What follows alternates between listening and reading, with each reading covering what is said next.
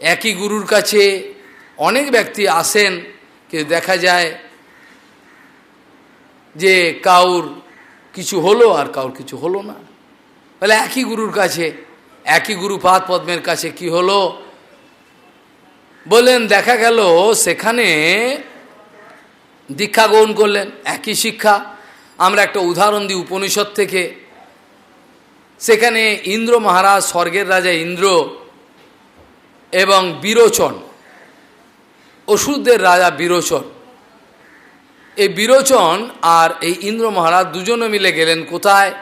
বৃহস্পতি, দেবগুরু বৃহস্পতির কাছে ব্রহ্মবিদ্যা লাভের জন্য। বলে আপনি ব্রহ্মবিদ্যা ভালো করে আমাদের একটু শিখিয়ে দিন। শরণাগত হলেন, তাদের শরণাগত তাদের ডিগ্রি অনুযায়ী শরণাগত হয়েছে, যেরকম ইনক্লিনেশন। গুরুদেব বৃহস্পতি যখন নিজের সাধ্যমতো ব্রহ্মতত্ত্বকে তাদের সামনে উপস্থাপন করলেন, ব্রহ্মবস্তু এই বস্তু, সেই সময়তে যখন তারা চলে আসছেন, তখন বিরোচনকে জিজ্ঞাসা করা হলো, ব্রহ্মবস্তু সম্বন্ধে কি বুঝেছেন আপনি? বলে ব্রহ্ম এরকম, সম্পূর্ণ বিপরীত। ইন্দ্র মহারাজকে জিজ্ঞাসা করা হলো ব্রহ্ম কি বস্তু, তিনি সঠিক বললেন। তাহলে ব্রহ্মের কিছু উপলব্ধি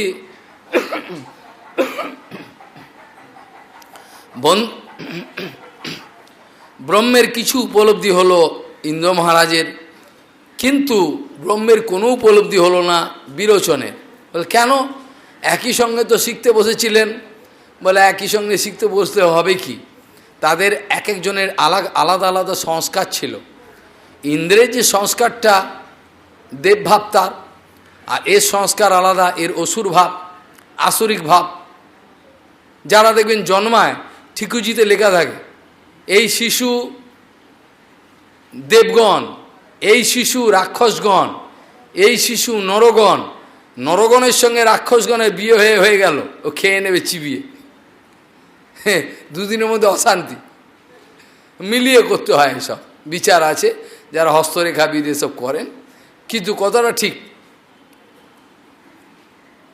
তাহলে দেখা গেল ইন্দ্র মহারাজের সংস্কার আলাদা হওয়ার জন্য, ইন্দ্র মহারাজের সংস্কার যেহেতু সাত্ত্বিক প্রধান, আর সাত্ত্বিক প্রধানে জ্ঞানের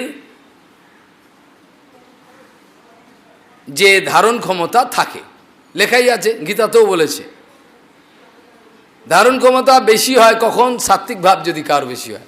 আর যদি কারোর মধ্যে রাজসিক ভাব, দেখবেন জ্ঞান ধারণের ক্ষমতা কম, ক্যাচিং পাওয়ার থাকবে না। সেরকমভাবে তাহলে দেখা গেল ইন্দ্র মহারাজের কাছে ওই শিক্ষাটা স্থান পেয়েছিল হৃদয়, যদিও পরিপূর্ণ তো হয়েছিল কিনা, কেন দেবতা তিনি, যেরকম ভগবান বোঝাবেন সেরকম অনুবাদে হবে, আর কিন্তু তার হলো না। এখন যদি প্রশ্ন একই সঙ্গে শিক্ষা করলো, কেন মশাই হবে না? কোনো জগতে দেখি পয়সাওয়ালা বাবা, তাকে তিনি পড়াশোনা জানেন না কিচ্ছু, তারা মনে করে যে পয়সা দিয়েই সব হয়ে যাবে। তা বলে এক একটা সাবজেক্টের জন্য মাস্টার রেখে দিয়েছে সমস্ত কিছু। তারপরে যখন পরীক্ষার শেষে রেজাল্ট বেরোলো, তখন তার কাছে খবর হলো এগ্রিগেটে ফেল করেছে। তখন বলছে ক্যা এগ্রিগেট কা মাস্টার লাও, বলছে এগ্রিগেটের মাস্টার নিয়ে আসো। আমি যখন সব মাস্টার রেখেছি, এগ্রিগেটেরও মাস্টার রাখবো? এরকম হচ্ছে বোকা আমরা। বলছে আমি যখন সব বিষয়ের মাস্টার রেখেছি, এগ্রিগেটেরও মাস্টার রাখবো, নিয়ে এসো, টাকা আমার কম নেই। ওই জন্য গায়ের জোরে সব হয় না। অর্থ বলে গায়ের জোরে সব মনে হয় সব হয়, কিন্তু হয় না। তাহলে একই গঙ্গার তীরেতে একটা নিম্ববৃক্ষ, একটা আম্রবৃক্ষ জন্ম নিল, কিন্তু যখন ফল ধরল, তখন আম্রবৃক্ষের রসাল ফল হলো, আর নিম্ববৃক্ষে তো হলো না। কি কারণে? একই জল, একই হাওয়া, একই গঙ্গার তীরে তাদের জন্ম হয়েছে পাশাপাশি। বলে তার কারণ হলো দুজনের সংস্কারের পার্থক্য। আম গাছের যে সংস্কার, বীজটা তার সংস্কার অনুযায়ী হয়েছে, আর নিম গাছের যে বীজ সে সংস্কার অনুযায়ী হয়েছে। সেরকম যেরম সংস্কার হবে, সেই সংস্কার অনুযায়ী তার অগ্রগতি হবে। কিন্তু এই সংস্কারগুলো সবটাই মুছে ধুয়ে ফেলা যাবে কখন? এই সংস্কারগুলো সব মুছে ফেলা যাবে কখন? যখন কেউ পরিপূর্ণরূপে এক পরম সদ্গুরুর চরণে আশ্রয় পেয়ে তার পূর্ণ কৃপা লাভ করেছে। অর্থাৎ আমি যেটা কালকে বলেছিলাম, যিনি সৎশিষ্য তিনি অবশ্যই সদ্গুরু। যিনি সৎশিষ্য রূপে আপনার সামনে দেখছেন, যিনি সৎশিষ্য তিনিই সদ্গুরু। তাহলে সদ্গুরুর পূর্ণ কৃপা পাওয়ার সঙ্গে সঙ্গে তার জীবনের যা কিছু হিস্ট্রি, পুরনো ইতিহাস, সংস্কার আদি সব মুছে গেছে, এগুলো থাকে না। যখন কেউ পূর্ণ বৈষ্ণবতায় অধিষ্ঠিত হয়ে যায়, তখন আসার পূর্বজন্মে সে ব্যাধ ছিল, মহারাজ এ ব্যাধ ছিল, পশু মেরে খেত। আরে মেরে খেত, তুমি তো মানুষ মেরে খাচ্ছ, পকেট মেরে খাচ্ছ, সে মেরে খেত, আস্তে বৈষ্ণব হয়ে গেছে, যারা চৈতন্য চরিতামৃতে প্রমাণ দিয়েছেন। সে পূর্বে ব্যাধ ছিল, স্বীকার করে খেত, আজকে সে পরম বৈষ্ণব হয়ে গেছে। একটা পিঁপড়ে দণ্ডবোধ করতে গেলে একটা পিঁপড়ে যেন আমার শরীরে চাপা পড়ে মরে না যায়, ঝেড়ে দিয়ে পিঁপড়েটাকে সরিয়ে দিয়ে দণ্ডবোধ করছেন। তাহলে যারা বাস্তবিক হরিভজন করেন তাদেরও আমি বলতে পারবো না পূর্বে ও শূদ্র ঘরে জন্মেছে, পূর্বে ওই ক্ষত্রিয় ঘরে জন্মেছে, এই জন্য বলতে পারবো না। কেন? তার যদি পরিপূর্ণ রূপে তার উপর কৃপা হয়ে থাকে, তার পরিপূর্ণ বৈষ্ণবতার জন্য সে ভগবানের সম্বন্ধে এমন যুক্ত হয়ে গেছে, আর তাকে ওই সংস্কার খারাপ এইসব কথা তাদের জন্য আর প্রযোজ্য, নট অ্যাপ্লিকেবল ফর দেম, তাদের জন্য আর প্রয়োগ করা যাবে না, এইসব শব্দ উড়ে গেল। যেমন কালকে আমি বলেছিলাম, বংশীদাস বাবাজি মহারাজ তিনি হচ্ছেন বাইরের দৃষ্টিতে কৈবর্ত কুলে আবির্ভাব হয়েছেন, কিন্তু বংশীদাস বাবাজি মহারাজ ভগবানের নিত্যজন। বাইরের দৃষ্টিতে যে কুলেই আবির্ভাব হন আপনি কিছু বলতে পারবেন না, বলতে গেলেই অধঃপতিত হয়ে যাবেন, একবারে এমন পড়তে হবে কোথায় নিচে, রিয়ালাইজেশন একেবারে নিচু স্তরে, পাশবিক লেভেলে চলে যাবে। আমাদের পড়ে যাওয়া মানে কনসিয়াসনেসের একেবারে অধঃপতন, তাই তো? পড়ে যাওয়া মানে কি? চেতনা আস্তে আস্তে সুপ্ত হয়ে একবারে শেষ হয়ে যাবে, এটি আমরা বলি। হরিদাস ঠাকুর বাহ্য দৃষ্টিতে মুসলিম কুলে আবির্ভাব হয়েছেন, কিন্তু তাকে দিয়েই তো মহাপ্রভু প্রমাণ করলেন সেই নামের আচার্য। নামের আচার্য মানে নাম আর নামই অভিন্ন। তাহলে ভগবান বলতে চাইছেন আমার আচার্য, আর আমাকে যখন কাউকে দিতে চাইবে দিয়ে দেবে ও, তাই তো? হরিদাসকে নামের আচার্য করে দিয়ে, নামের আচার্য মানে সর্বশ্রেষ্ঠ, আর কি? আর কোনো আচার্যের নামের আচার্য সব শ্রেষ্ঠ? অবশ্য সব আচার্যই নাম আচার্য, যে আচার্য নামের আস্বাদন করেনি সে আচার্য হতেই পারবে না। কাজে এগুলো সব ব্যাখ্যার অপেক্ষা রাখে, নাহলে ভুল বুঝবে না, এই আচার্য তো এই আচার্য, নাম আচার্য না। যে সিদ্ধিলাভ করেছেন তারা নামের গুণেই সিদ্ধিলাভ করেছে, তারা সবাই নামের আচার্য। অর্থাৎ হরিদাস ঠাকুর গুরু, তার আনুগত্যে নামের মহিমা। আমি আজকে নামের মহিমাই আপনাদের সামনে বলছি, এই যত কথাগুলো বলছি তার মূল সেন্টার পয়েন্ট কি? কৃষ্ণ নামক বিষয়কে আপনাদের সামনে প্রকাশ করা, তাই তো? তাহলে আমি নামের প্রকাশ করতে ভাগবতী মহাপুরাণে ব্যাখ্যা করবেন, নামের কথাই প্রমাণ করতে বসেছি। তাহলে আমরা দেখলাম এখানে স্বর্গ কাকে বলে, বলছে কালকে যে সৃষ্টির আলোচনা করেছিলাম, মহত্তত্ত্ব আদি যা কিছু হলো, এই সব যে টোটাল বিষয়টা, এটাকে বলা হয় স্বর্গ। আর বিসর্গ কাকে বলা হয়? বিসর্গ হলো নেক্সট স্টেপ, পরের যে স্টেপ সেটাকে বলে বিসর্গ। বিসর্গ মানে বিশেষ স্বর্গ। সেটা কি? ব্রহ্মা যখন কৃপা পেয়ে রেগুলেটেডভাবে সব প্রাণী আদি সব সৃষ্টি করতে আরম্ভ করলেন, ওটাকে বলা হয়েছে বিসর্গ। হয়ে গেল চরাচর জগতের সৃষ্টি, এটাকে বলে বিসর্গ। আর ভগবানের সৃষ্ট জীবলোকের তত্ত্বৎ মর্যাদা রক্ষা দ্বারা উৎকর্ষ লাভ, সেই সব জীব, যে সব সৃষ্ট জীব তত্ত্বৎ মর্যাদা রক্ষা করবার যে ব্যাপারটা দ্বারা যে উৎকর্ষ লাভ হয় সেটাকে বলে স্থিতি। অর্থাৎ তাদের সেরকম অবস্থায় যদি না হয় তাহলে স্থিতি থাকবে না। আর এইরূপ উৎকর্ষে অবস্থিত আপন ভক্তগণকে ভগবানের যে অনুগ্রহ, যার দ্বারা ভগবান বেঁচে থাকবার জন্য জীবগণ ইচ্ছা করে, সেটাকে বলা হয় অনুগ্রহ আর পোষণ। পোষণ বলা হয় তো। এখন অন্যায় ব্যতিরিকভাবে ভগবান সবাইকেই পোষণ করছেন, অন্যায় ব্যতিরিকভাবে ভগবান সবাইকে পোষণ করছেন। আপনাদের মধ্যে যদি সবাইকে প্রশ্ন করা হয় কাউকে যে তোমরা কী জন্য বেঁচে রয়েছো, তাহলে কি উত্তর দেবে? বলে এই জগতে রস আছে, এই জন্য বেঁচে রয়েছি। সত্যি কথা তো। যদি রস না থাকে কে বাঁচবার চেষ্টা করবে? কোন ব্যক্তি আছে? কেউ স্বীকার করবে না। বাঘ, ভাল্লুক, বিড়াল থেকে আরম্ভ করে কুকুর, ইঁদুর, যত প্রাণী তাই বলছে কী জন্য বেঁচে? বলছে রস পেয়েছি। রস পেয়েছে না? একটা মশাকে মারতে যান, সেও পালিয়ে যাবে। ও বলছে আমি রস পেয়েছি, আমাকে মেরো না, আরও কিছুদিন আমি রস পান করব। তাই কি না? ও পালায় কী জন্য? আরও রস পান করতে চায়। অর্থাৎ রসের মধ্যে সবাই ডুবে রয়েছে রসগোল্লার মতো। রস ছাড়া কেউ বাঁচবে না কোনো মানুষ। রসের অভাব হয়েছে বলেই তো গলায় দড়ি দিল, ওকে আমি বিয়ে করব, দিল না, গলায় দড়ি দিয়ে দিল। তার মানে কি? রসের অভাব হয়েছে। রসের অভাব হলে কেউ বাঁচতে চায় না, কিন্তু রসের ডেফিনেশন কেউ জানে না। রসের যে বাস্তবিক ডেফিনেশন এটা জানে না। এই জন্য যেখানে রস নেই বাস্তব, সেটাকে রস ভেবে নিয়েছে, জড় রস, হেয় রস। ভক্তিবিনোদ ঠাকুর এরকম হাত জোর করে রসের চরণে প্রার্থনা করছে, রসকে পার্সনিফাই করেছে, বোঝা গেল? রসকে স্বরূপ, রসের স্বরূপ দেখেছেন, দেখে রসের চরণে প্রার্থনা করছে, হে রস দয়া করে আপনি কৃপা করুন। মানে অপ্রাকৃতিক জগতের রস। রসের চরণে ভক্তিবিনোদ ঠাকুর প্রার্থনা করছেন যেন বাস্তবিক আপনার কৃপা আমার হয়, যেন আপনি আপনার স্বস্বরূপে আমাকে কৃপা করবেন, আপনার বিকৃত স্বরূপে কৃপা করবেন না। তাহলে তো সেই কথা বিকৃত, তুমি আমার আমি তোমার, ওই কেলেঙ্কারি শুরু হয়ে যাবে। এগুলো যে জড় রস। ওই জন্য আমি আগে অনেক 10 দিন আগে বোধহয় বলেছিলাম, জিম ডেলার ভালোবাসা, লায়লা মজনুর ভালোবাসা, নল আর দময়ন্তীর ভালোবাসা, এই জগতের স্ট্যান্ডার্ডে যতই উচ্চ হোক, অপ্রাকৃত বিচারে এগুলো সবই হেয়, কুৎসিত। জড়জগতের বিচারে দার্শনিকরা, জড়জগতের যারা আছেন তারাকে একবার টপমোস্ট বলছেন, এর ওপরে আর হয় না। কিন্তু অপ্রাকৃত বিচারে এগুলো সব হচ্ছে হেয়, ঘৃণ্য, এর মধ্যে কোনো বাস্তবতা নাই। জড়দার্শনিকরা তো এর উপরেই সব অ্যানালিসিস করেছে। এমনকি তারা এত বড় পাশবিক চরিত্র লাভ করেছে যে রাধা গোবিন্দের অপ্রাকৃত বিষয় সম্বন্ধে জড় কথা লিখছে। আর যদি আমার সামনে পড়েন তো হয়ে যাবে, তাদের কায়দা হয়ে যাবে।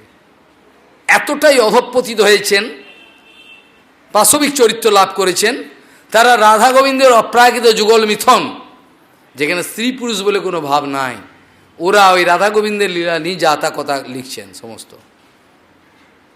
এদের আর মানুষ ভগবান কবে কৃপা করবেন তারাই জানেন, আমরা বলতে পারি না। দূষিত চিন্তা।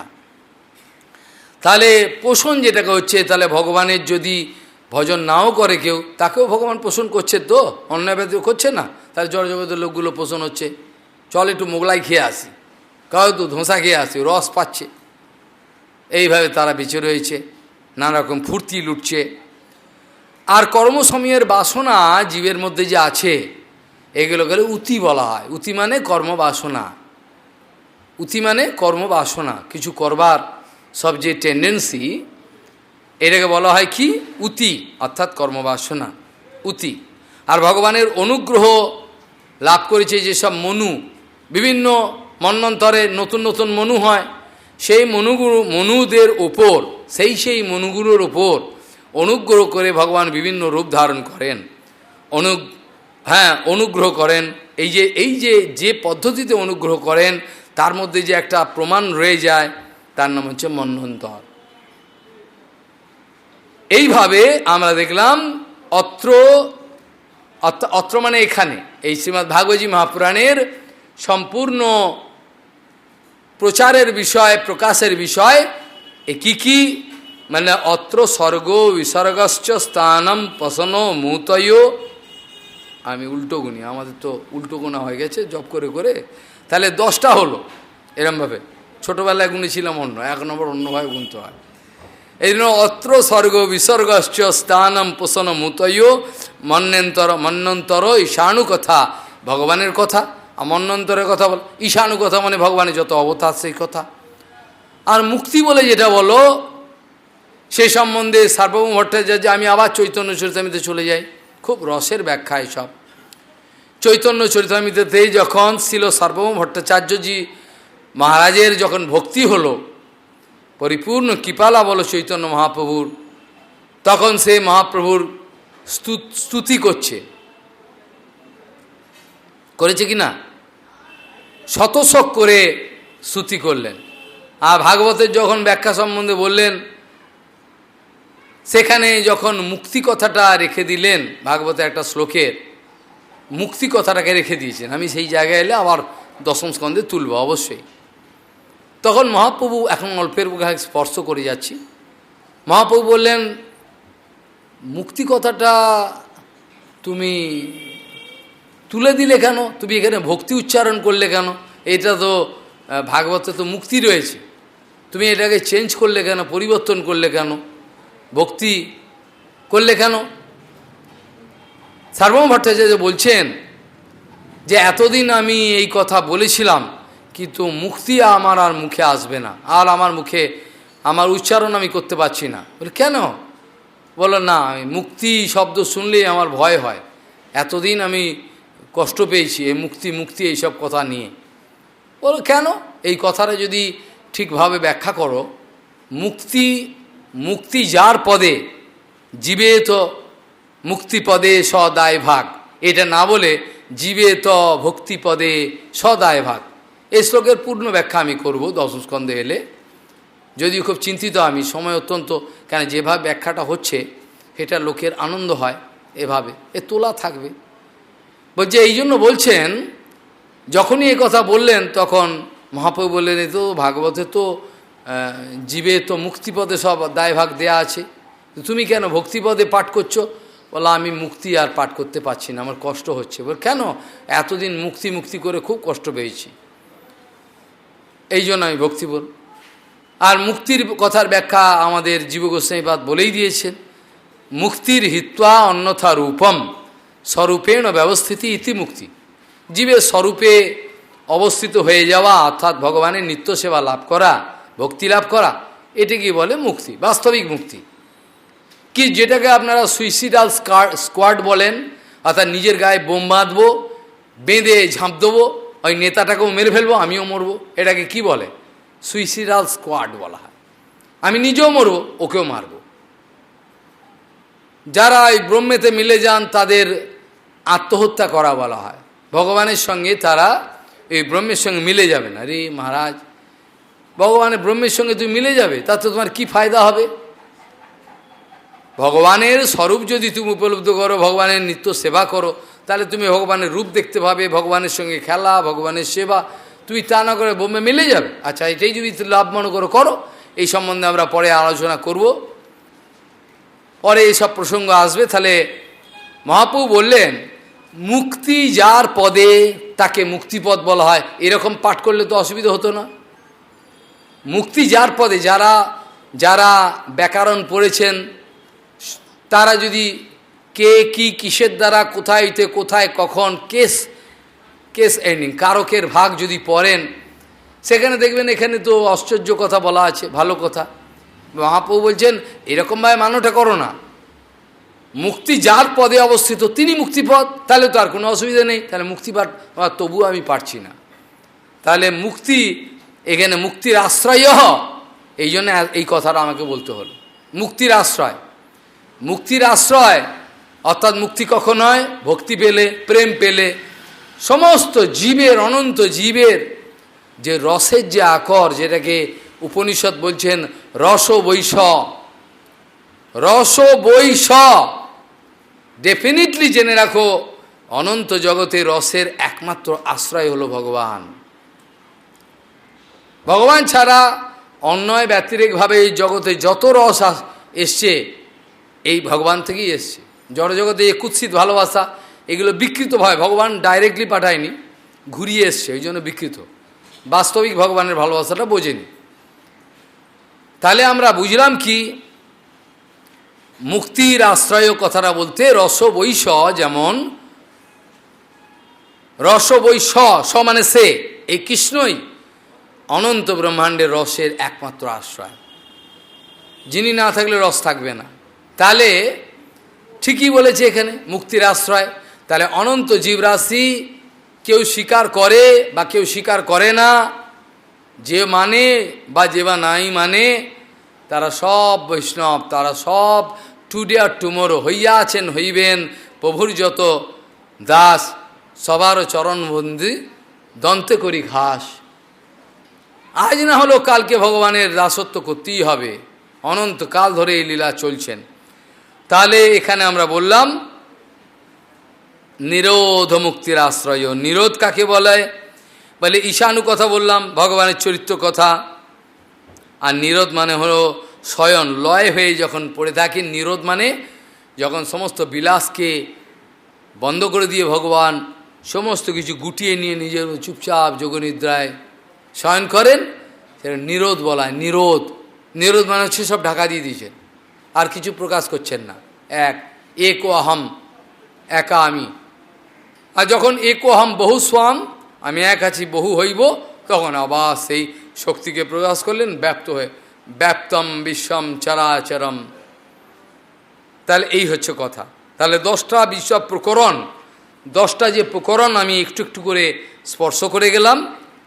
আপনাদের মধ্যে যারা বাস্তবিক শ্রবণ করলেন তারা বুঝতে পারবেন শর্টলি, খুব শীঘ্রই, যে যত ভাগবতে যত আলোচনা করব, সেই আলোচনার মধ্যে এই 10টা প্রকরণের কোনো না কোনোভাবে এই সব প্রসঙ্গই আসবে। তাহলে নিরোধ মুক্তির আশ্রয়, আশ্রয় তো ভগবান, ভগবান ছাড়া কিছু আশ্রয় নেই। এইভাবে এবার কি হলো, সমস্ত বিভিন্ন রকম ইন্দ্রিয় আদির পটুতা কিভাবে সৃষ্টি হলো এই সব বলতে আরম্ভ করলেন। আরও অনেক কথা ছিল, এর মধ্যে আমি আর গেলাম না। কিভাবে সৃষ্টির ক্রিয়াকর্ম চলছে, অনেক গোপন কথা। ইন্দ্রিয়গণ কী করে পরিপুষ্টি লাভ করলেন, সহস্র শেষা, সহস্রপা, সহস্র উরু, এই সহস্র কথার দ্বারা হাজার হাজার কথা, এই হাজার এই নাম শব্দটা বলা হয়নি এখানে। সহস্র শেষা, সহস্র উরু, এই যে কথাটা, এর দ্বারা অনন্ত শব্দ ব্যবহার করা হয়েছে, অন্য কিছু বলা হয়। অনেকেই বুঝতে পারেন না যে প্রাণ শব্দটা যে আছে, প্রাণ সংস্কৃত যারা পড়েছেন তারা জানেন, প্রাণ সবসময় বহু বচনে ব্যবহার করা হয়। বৃষ্টি, এই সব বহু বচনে, যদিও প্রাণ একজনের তো হবে না, হ্যাঁ, সবসময় বহু বচন অর্থেই ব্যবহার করা হয়। এর কারণ আছে অনেক গুপ্ত, এসব বলে ব্যাখ্যার দরকার নেই। তাহলে আজকে আমাদের কোনো কষ্ট মতে কিছুই ব্যাখ্যা হলো না, তথাপি আমরা তৃতীয় স্কন্ধতে প্রবেশ করার সাহস করছি। বাঞ্ছা কল্পতরুবশ্য কৃপা সিন্ধু ব্যবচ। একটা শ্লোকের উচ্চারণ অন্তত করি। সেখানে বলছেন সমস্ত বন্ধু বান্ধবকে ত্যাগ করে বিদুরজি মহারাজ সমস্ত আত্মীয় পরিজন সমস্ত সম্বন্ধ ত্যাগ করে, মায়ামোহ ত্যাগ করে চলে গেছেন। কোথায়? বলে তীর্থ পর্যটনে চলে গেছেন। এইসব লড়াই করবে এরা নিজেদের মধ্যে, ভাই ভাইকে কাটাকাটি করবে, এসব দেখবেন না। সে সুখদেব গোস্বামী বলছেন, এবং এতৎপুরা পৃষ্ঠ মৈত্রেয় ভগবান কিল ক্ষত্রা বনম প্রবিষ্টেন ত্যক্তা সগৃহঋদ্ধিমত। বলছেন নিজের গৃহের মৈত্র ঋষিকে বলছেন এই কথা, মহাত্মা বিদুর পাণ্ডবদিকে সর্বসম্পত্তিপূর্ণ নিকেতন ত্যাগ করে অনন্য প্রবিষ্ট করেছেন। ভগবান মৈত্র ঋষিকে পূর্বে এই সকল বিষয় জিজ্ঞাসা করেছিলেন। বলছেন আগেই আমি বলেছি, বিদুরজি মহারাজ মহাভাগবত নিষ্কিঞ্চন বৈষ্ণব, বিদুরজি মহারাজ মহানিষ্কিঞ্চন এবং মহাভাগবত। বিদুরজি মহারাজ এই যে যেখানে দেখবেন হস্তিনাপুরে ছিলেন বটে, কিন্তু হস্তিনাপুরের রাজদরবার থেকে কোনো না টাকা পয়সাও নিতেন না, খেতেন না, কিছু না, নিষ্কিঞ্চনভাবে ভজন করতেন। এখানে এই কথাটা বলার উদ্দেশ্য যে বিদুরজি মহারাজের ত্যাগটা কত বড় দেখো। যেখানে ওই ঐশ্বর্য, তিনিও তো ওর মধ্যেই ছিলেন, তিনি মন্ত্রী। তো মন্ত্রীর যে পদটা এটা কত উঁচু, মন্ত্রী তো সব করতে পারে। রাজা মন্ত্রী এই দুজনের পজিশনটা কি, সেই কথাটা বোঝাতে গিয়ে বলছেন এই সমস্ত সমৃদ্ধশালী এই যে বিষয়গুলো যেটা হাতের মুঠোয় ছিল বিদুরজি মহারাজের, তিনি এই সমস্ত ত্যাগ করে অরণ্যে চলে গেছিলেন বিষ্ণু তীর্থ পর্যটন করবার জন্য। অরণ্যে প্রবেশ করেছিলেন। অরণ্য মানে সাধুসঙ্গ। এই কথার ব্যাখ্যা আমি অনেক অনেক অনেক সভাতে করেছি, এগুলো পরে আবার বলবো। অরণ্যে প্রবিষ্ট হলে, অরণ্য মানে হচ্ছে যেখানে বিষয় থাকবে না, বিষয়ের নিস্তব্ধতা, এটাকে বলে অরণ্য। বন কথাটার ব্যাখ্যা ভগবান শ্রীকৃষ্ণ করেছেন।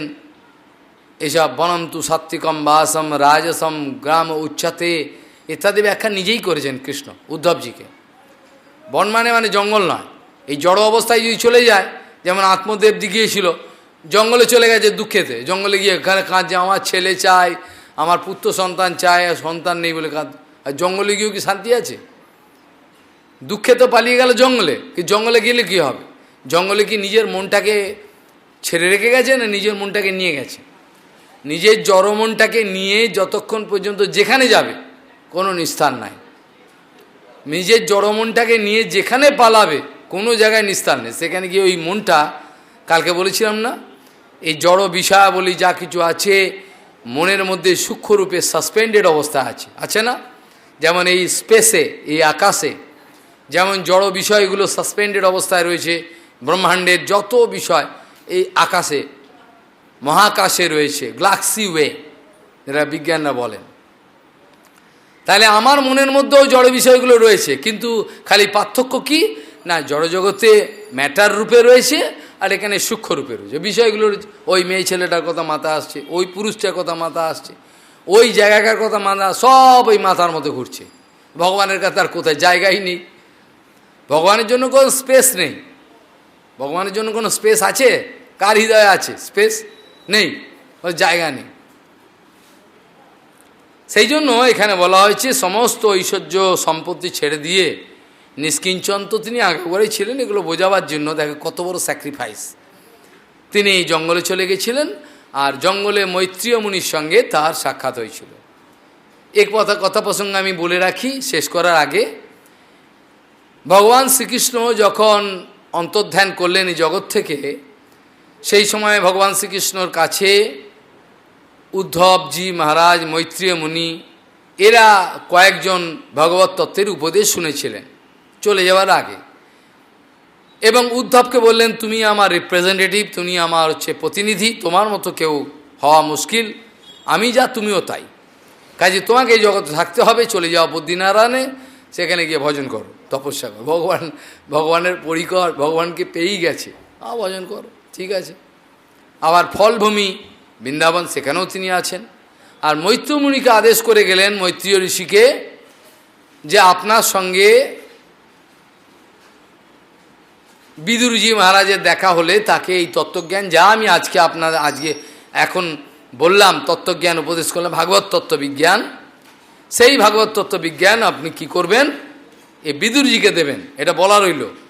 তাকে আদেশ দিয়ে গেলেন, মৈত্রী মুনির কাছে আদেশ দিয়ে গেলেন যে বিদুরের সঙ্গে আপনার কোনো না কোনো সময় দেখা হবে, দেখা হলেই এই ভগবত তত্ত্ববিজ্ঞান তাকে আপনি দান করবেন। এই জন্য মৈত্রী মুনির সঙ্গে আমরা দেখব বিদুরজি মহারাজের দেখা হবে, সমস্ত রাজ্যের গোপন কথা, ভগবত তত্ত্ববিজ্ঞানের এইসব কথা উদিত হবে। বিদুরজি মহারাজের সঙ্গে প্রথমে উদ্ধবজি মহারাজের দেখা হবে, বড় আনন্দময় প্রসঙ্গ। আমরা সায়ংকালীন অধিবেশনে এইসব চর্চা করব।